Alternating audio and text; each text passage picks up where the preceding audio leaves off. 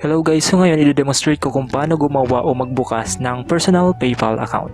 Kasama na din dito yung pag-link ng iyong debit card, pag-verify at pag-set as preferred. So, umpisa tayo.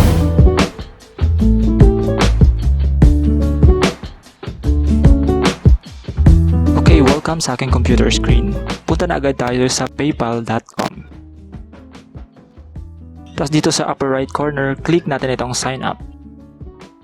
Yan, dito mayroon tayong dalawang option, yung personal account at yung business account.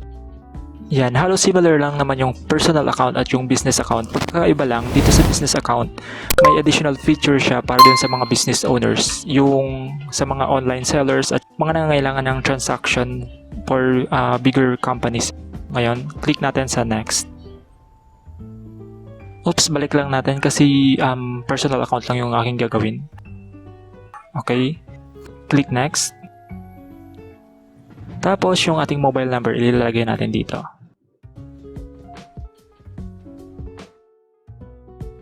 Yan, may matatanggap tayo na confirmation code galing sa PayPal. Tapos click dito sa send code. Ilalagay lang natin yung ating mga details, gaya ng email address, ating pangalan at yung password. Hit next ulit. Tapos may additional details dito para siya sa security purposes ng ating PayPal account. Yung ating date of birth, yung nationality, IDs, at yung ating address.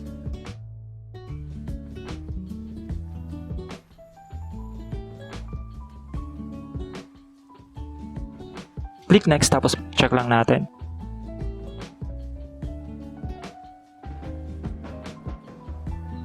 Yan, nandito na tayo ngayon sa welcome screen. Una nating gagawin ay dito sa add a card to start using your PayPal account.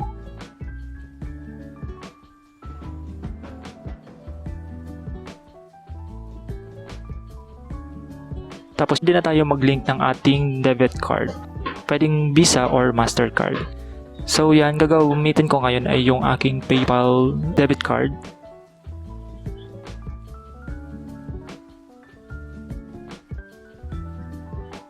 Tapos click link card. Ngayon ipaprompt tayo ng PayPal kung gusto natin na magkaroon ng application sa ating mobile phone. Not now muna. Continue lang natin. Tapos go to your account. Yan, nandito na ngayon tayo sa ating PayPal dashboard.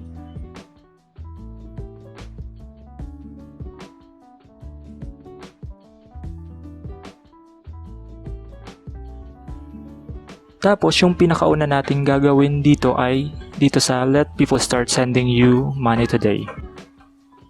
Click natin. Yan, kailangan nating i-confirm yung ating email address. Check natin kung nandito na. Yan, okay, nandito na siya.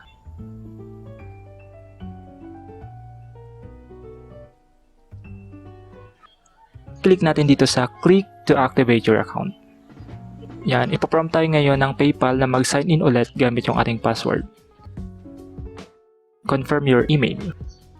At dadalhin niya tayo ulit sa dashboard. Yan, yung mga pwede natin gawin dito sa PayPal ay send money, request, at dito naman sa more option, pwede tayong maglagay ng o gumawa ng invoice, create an estimate, at go to resolution center. Bali ngayon, kailangan muna nating i-confirm yung ating card na inilink natin dito sa PayPal. Dito tayo sa wallet. Tapos yung Visa card. Kung maalala ninyo, yung card na inilink natin. Tapos may nakasulat dito na confirm your card. Click natin dito sa confirm your card. Alright? Ngayon, kailangan natin ng code galing sa PayPal para may confirm natin yung card na inilink natin. I-charge tayo ng PayPal ng 100 pesos. Tapos, kapag na-confirm na yung ating card, i-refund din lang naman yung amount. Click natin dito sa get a code. Okay, done.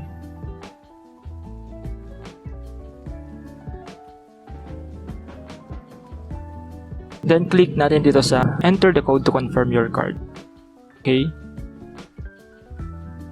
I-copy lang natin dito yung passcode na binigay ng PayPal. Confirm.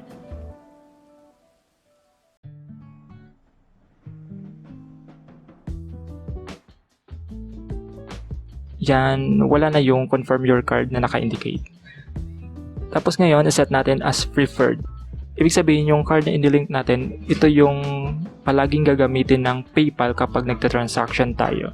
So every time na magta-transact tayo, yung ating balance sa nakalink na debit card, siya yung gagamitin ng PayPal. Naka-set up na yung ating PayPal, pwede na natin siya ngayon gamitin. So yan, kung nagustuhan nyo itong tutorial, please click the thumbs up button below at yung subscribe button. See you next time sa ating tutorial. Have a good day at maraming salamat!